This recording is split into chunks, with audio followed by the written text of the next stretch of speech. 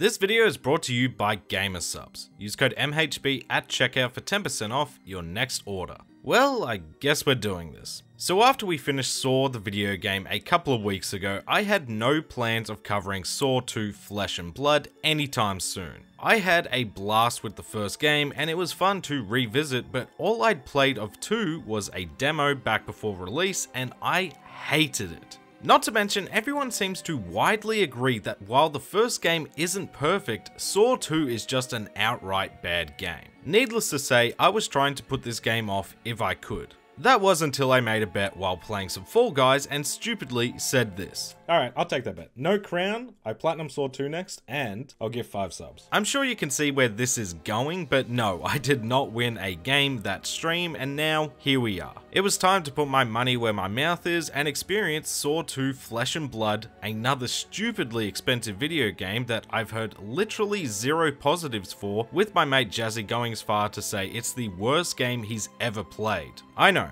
high praise. But old mate hasn't played Gollum like yours truly, so I'm going in with low expectations on this one, but how bad could it really be? It's not like the first game was a masterpiece and it was still fun, so maybe this has all been blown out of proportion a bit and we're in for a sneaky gem for us Saw fans. Let's find out. As always, if you do end up enjoying the content, be sure to like the video, comment below some more platinums you'd like to see me tackle next, subscribe so you don't miss out on future videos, go over to twitch.tv/MayorHairBear where we stream this entire platinum journey live, or MayorHairBear VODs in case you can't catch the streams but still enjoy hours and hours of content. Now, in terms of Saw 2's Platinum Trophy, this one is much different to the first game. You see, the first game was really just a whole lot of combat and weapon related trophies, but for reasons that will become very clear soon, Saw 2 instead focuses on grabbing all 102 collectibles, everyone's favourite type of trophy, and making sure to beat the par times on each puzzle. So right off the bat, not as natural a platinum to obtain, and really needing that guide at the ready, since if you miss a collectible, who knows where it is. It could be anywhere, and trust me, if you can avoid playing this game twice, you do it. But before we even started the game, we did grab 2 trophies right from the start by simply inputting the Konami code at the main menu. There we go. Old school. We're on the board. And just for the hell of it, watch the credits without skipping.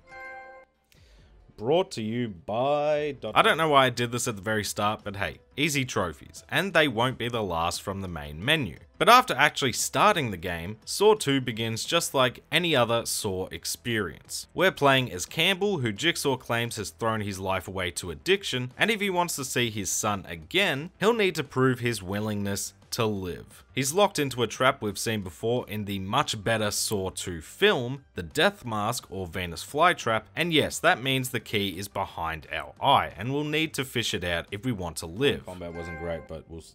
Oh, would you like to play a game? Once we prove our willingness to live, it's time for Campbell to make his move and try and escape this abandoned hotel. It doesn't take us too much exploring to find our first collectible, a jigsaw piece. Hang on, I'll answer the phone in a second. I've just found my first collectible. Start with the corners. And in that same room, we had the chance to grab our first puzzle-related trophy. Now, for each puzzle, you need to beat the best times on both normal and insane difficulty, but we were playing through the game on normal for reasons I'll get to later. Regardless, our first real puzzle was a good old lock-picking minigame, this time just guiding a nail through some obstacles where all we need to do to beat the best time is not hit the slow down button, and we win. You go.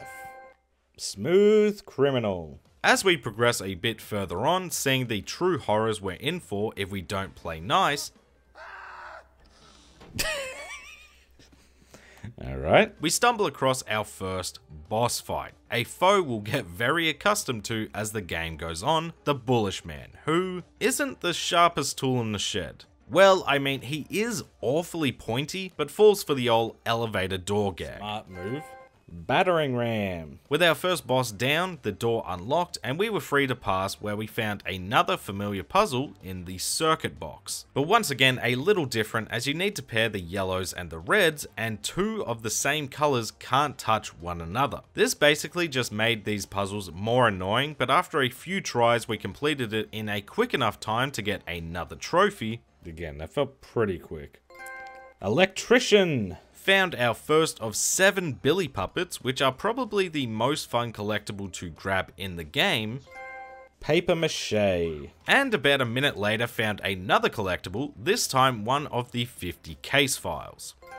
A little background. A little further into the asylum, we reach Campbell's final test, as Jigsaw assures us our son is still alive, but gives us a choice. We can save ourselves by climbing into the safety box a la Saw 5, or sacrifice ourselves for some random person. Now it's here we have to be careful what we choose, as if we make a mistake, we'll have to play through the entire game again, since Saw 2, like the original, has 2 endings based on this decision. I'll explain why a bit more when we go for the second ending, but we need to save Campbell here to avoid playing through the game twice, and I'm not going to question it. I'll take the single playthrough, save myself, and be on my way. We then cut to the game's true protagonist, Michael, Detective Tapp's son, and immediately are thrust into our dad's apartment after he met his end in the first game. We meet some people I'm sure we'll never see again, pop down for a smoke, and boom. We get taken by Pighead. We awaken in a trap competing against someone else to see who can push their cage over broken glass the quickest, and we are well and truly beaten since our mate has shoes and we don't. Thankfully, for whatever reason, maybe because the game was a tad bit unfair, Jigsaw gives us another chance. Here is where we learn that we're a reporter, and Jigsaw essentially sends us off to learn more about those involved in our dad's passing, while of course surviving this trap house, and away we go. Now up to this point, I know, early days, but I was having some fun here in Saw 2. Until I realized what the hell they'd done to the combat. By no means was the combat good in the original. I mean, the final fight really tells you all you need to know. But it was good for a laugh at least, and nowhere near beyond repair. However, instead of fixing it here in Saw 2, they just decided to give up and give us quick time event battles. Oh, okay. I remember this now. Yeah, that's awful. Okay. It was better when it was jank, man. Yeah, it's just an afterthought, and clearly they knew it because combat really isn't a thing in Saw 2, at least to the level it was in the original. This is a much more puzzle-focused horror game, and I don't mind that until the combat comes back every now and again to stink the whole thing up. Just past our first experience with the combat though is a man stuck in a trap who needs our help. So with a quick blitz through the puzzle, it's just ordering these numbers from smallest to largest, which again, like the original, it's really funny to see how childish these puzzles can be. They can feel so out of place. Compassion! I was like, is that gonna be a trophy for letting him live? We're in double digits, let's go! Anyway, we free the man and progress further into the hotel to either escape or find another trap. Now again, combat really isn't a thing in this game, and so the tension of Saw 2 whilst exploring is mainly just from more quick time events, whether they be collapsing floors, walking the plank, traps on the floor, and booby trap doors. So as we progress further, we stumbled across our first weapons case, and you guessed it, it's puzzle racing time. Only just like the lockpicking, this one just involves us not slowing down to win as we move the gear opening where needed. Dude is shredded, running like clockwork. Just a bit further on, John stumbles into our path and finally reveals that he has someone important to our investigation in a trap in need of saving, so onwards we go. Along the way, we manage to find another collectible, this time the first of 20 audio tapes, which are sort of like the case files in terms of giving us more info about this world and characters, but easier to digest, not just being a text bubble. Play me! Before reaching our target, we find another victim stuck in a familiar trap, the hand trap, and this person also has some information we need. This is Zeke, and I only bring him up because I like the puzzle layout, feeling very Saw 1 with finding the combination amongst a sea of numbers, but also because turns out this dude is actually terrible, makes you instantly regret helping him, we don't get the information, and we'll be seeing him again. Awesome. After that mess, we do get another puzzle, this time another circuit board style, more akin to the original, just with fluoro lights and much less annoying to work with. Hey, router. But now it's time to save the police chief, Henry. Shocker, he's corrupt, and we need to save him through another new puzzle called Lights Out, which, well, you need to turn all the lights out to win. Sounds simple, but these were my kryptonite for this game. Not all bad, and I do get better, I promise, but don't be surprised to see these again later in the video. Anyway, with Henry freed, he's actually nice to us unlike every prick from the first game, and gives us instructions to progress down the elevator to find out more. Bear saying he's a genius, like he wasn't just tapping random buttons. Henry Jacobs. That was all skill, that was all brain power. Straight out the elevator, we have to strap into the new and improved shotgun collar, the shotgun vest. I mean, the threat of getting your head blown off was scary enough, I thought, but get it, John. We find the next victim straight away this time, the lady from the apartment building. She's stuck in a box above water and electricity, so we need to take care of that first before being able to try and save her. Oh, and John has stolen the big pool drain that we need, whilst also showing off the devices that make our vest go boom, so we'll need to be careful with those. Much like the original though, and I know I'm saying that a lot, but the game sort of has shown its hand in terms of what to expect throughout. Same sort of puzzles, things to do, collectibles to grab, all that. So I'll start speeding this up now. We managed to grab a quarter of both the puzzle pieces and case files. Hey, Portugal, nice. Oh, puzzle flesh. I didn't realize that was going to be a trophy. Okay, some light reading. While retrieving the pool drain, finally figuring out how the damn lights out puzzle worked in blistering time. Dude, I'm pro. Creators. Oh, connect the dots. And a bit further along with some more pool drain maneuvering, it was time to fight another bullish man. But by fight, I mean yet again use gravity to help him meet his demise.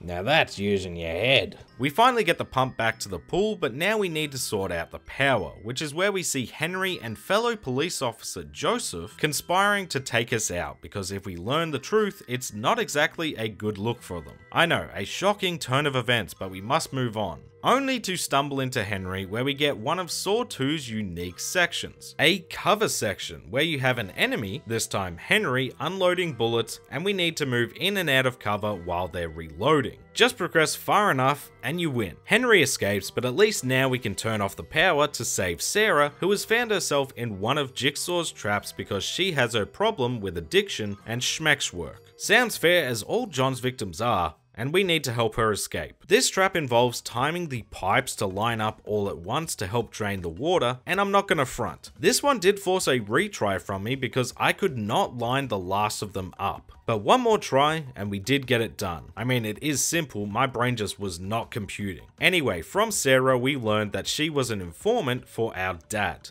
and then proceeds to blame us for his death, which is interesting to say the least, but we don't get to question her as she sort of just leaves. You're welcome, by the way. Sarah Blalock. That's right, yeah. Blalock?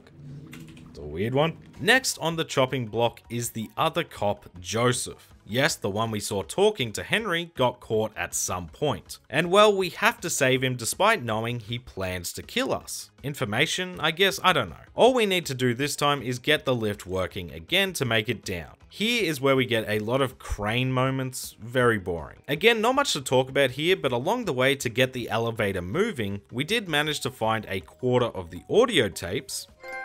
Oh, mixtape. 20 trophies. Half the case files. Oh, half the story. And half the puzzle pieces. Starting to come together. Before finding the piece we need to get Joseph, and with a fairly simple pulling and pushing obstacles out the way puzzle, we do just that. Now Joseph is caught in a vice trap, sort of like the rack from Saw 3 meets hand vices from Saw 5. He's here because, again, shocker, he's a corrupt cop, and to save him, we just need to complete these color matching puzzles. These are probably my favorite in the game, and whilst being very childish, just does something to my brain when you match all the wheels with the right colors. Joseph is surprised we saved him, as am I, but just warns us to leave him be, which is fine by me. Joseph Polzer. We once again all but immediately spot our next main person in need of saving, so time to find a way to her. But almost as soon as we start, we manage to find half of the audio tapes. There we go, easy listening. Witness some fool light themselves ablaze. Okay, firefighter. Before stumbling into Sarah once again. We need to work together to get through these steam traps, and once you figure out which ones don't work, it all goes pretty smoothly. Sarah now thinks I'm the best, slaps me, and then gets kidnapped. This story is a bit all over the place if you couldn't tell. But after some more exploring, we find our third bullish man, and this time we need to electrocute him a few times. No more gravity this time, and I'll be honest, I properly stunk it up here. The bullish man would stop just short of the electrified fence, the electricity would move, I'd get hit. It was all sorts of terrible, but we did finally subdue the beast yet again in order to move on. Third time's a charm. But remember our mate Zeke from the beginning? You know, the one we saved. Yeah, well, he's not happy with us for losing his hands and wants us dead. So we have a quick time event chase, which is about as fun as it sounds, but Zeke leaves to fight another day, and now it's time to head down and save Carla. She's a nurse who's been stealing meds, so of course, death to her, am I right, John? To save her, we need to balance the numbers to equal the same thing on both sides, otherwise the elevator will fall, tearing her apart, and yet again I was pretty dreadful at this one first go. I did like this puzzle quite a lot though, as it actually had me stressing a bit, especially when the number of mistakes you can make becomes fewer and fewer. We do manage to free Carla though, and she gets taken away by the elevator, so we head down to find her. Carla song, okay, cool. We quickly find her, and then lose her again down in the sewers, which is where John finds us to remind us how awful we are, as he plays a tape of us running with the story of our dad storming Jigsaw's warehouse without a warrant, leading to Singh's death, and, well, yeah, maybe not a great look, but I don't really get what Michael has done so wrong here. I mean, it's a true story after all, dad or not. Regardless, Zeke shows his face again, and we go on another chase, though this one is slightly more tense. But only slightly, as through escaping, we set up a trap for him, and finally, bye-bye Zeke. Hands off! We stumble across Joseph and Henry having another meeting in the hopes of killing us for whatever reason, we still don't know why. Find Carla again, who apologizes for running away, only to get taken out by Henry before leaving. I feel like most people we save in this game have no point in existing at this point. I mean, I still don't know anything and we're almost done with the game. Anyway, we finally find the next trap victim, Solomon, who once again I found to have a pretty tense trap as you need to move him away from the inferno while also solving a memory game. Again, goofy, but a tense trap for sure, and with him freed, finally we get some answers. Turns out the police had been selling evidence of the drug variety for a profit, and everyone's involved here from the obvious Henry, Joseph and Solomon, as well as Sarah and Carla, and our dad was onto them all until getting obsessed with Jigsaw, which brings us back to the article that apparently ended him. Yeah, I don't know, I don't really care at this point, but thankfully we're on to the final chapter now. Solomon Bates. Solomon now hates us, gets killed by Pighead, and on we go, I guess. We find Sarah once more in the train station, and just before she tells us who Pighead is, she's killed by Joseph. Oh, and yes, we never learn who Pighead is, just another piece of hanging fruit we'll never know. What a shame. Anyway, we need to make our way past Joseph. He escapes. I finally beat the time on the kaleidoscope puzzle. So right now I'm using a collectible chromatic. The hell is that for? And it was time to face an old friend. That's right, the bullish man is here for the 4th time, and this time we just need to get him stuck on a wall and crush him with a crane. No more now, right?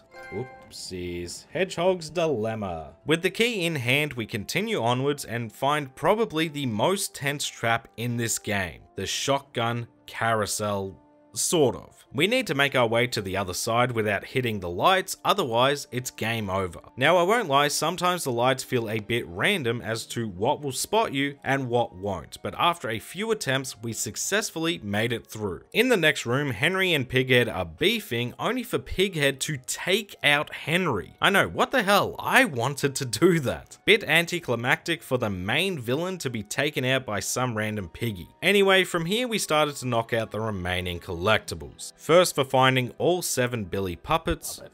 Puppeteer. For finding all 50 case files. 50 out of 50. Journalist. For listening to all 20 audio tapes. Reel to reel. And for finding all 25 puzzle pieces. I was finally free from collectible hell.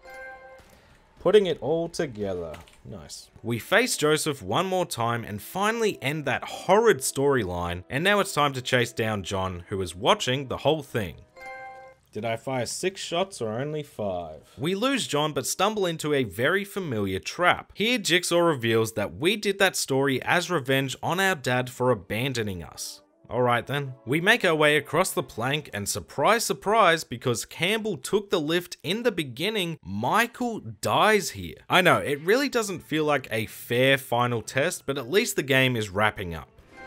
Path of Blood. We switch back to Campbell, Jigsaw letting him go free back to his son, but Campbell just can't live in a world with Jigsaw in it and attacks him, only to be quickly taken out. And that's the game. Yeah, I don't know about you, but that ending felt pretty lousy, so let's try again. As I said, you have to choose this ending if you want to avoid 2 playthroughs of this masterpiece, because by using the flashbacks and replaying the final chapter, the game just assumes, for whatever reason, that you let Campbell die in the beginning. So we get through the last chapter once more, take out Joseph, complete the final test, and make our way up to Jigsaw as Michael. Path of Flesh. Billy greets us and gives us 2 options. Either escape and be free with all the evidence we've accrued over the course of the game, or become John's next apprentice. And then the game ends. I know the endings in Saw 1 were depressing, but these are just garbage. Either everyone dies, or we get a cliffhanger for a Saw 3 game that after this crap was clearly never gonna happen. But at least the game was over and it was time for the cleanup. Now the remaining trophies aren't all that interesting to go over, so let's speed these along, as by changing the date on our PS3 we unlocked 2 trophies for playing the game on Halloween, it must be Saw. Okay. And playing on Christmas, which the title on that one is just perfect, encapsulates the entire game really. There we go. You wasted your life. Then it was time to finish beating all the puzzle times, first on normal, where I just needed to speed through the dial puzzle at the beginning with Campbell, Tumbler, and the jigsaw box. Yes, okay, we got it. Gear grinder. Jesus, man. And then to do every puzzle again on insane difficulty, which for whatever reason felt easier than normal. The times are longer as well. Thankfully, with Chapter Select, we don't have to play the entire game again, just farm some of the puzzles within the chapter, where we smashed through all but the Lights Out puzzle, which again gave me a bit more grief than I care to admit, and with all those puzzles completed again, Saw 2's Platinum Trophy was mine. Force Perspective. Master Thief. It was. Okay, don't doubt yourself, Jimmy. Second Amendment. That was definitely under the time, because that was really quick. I figured that one out way too quick. Mechanic. P2P. Burned Out.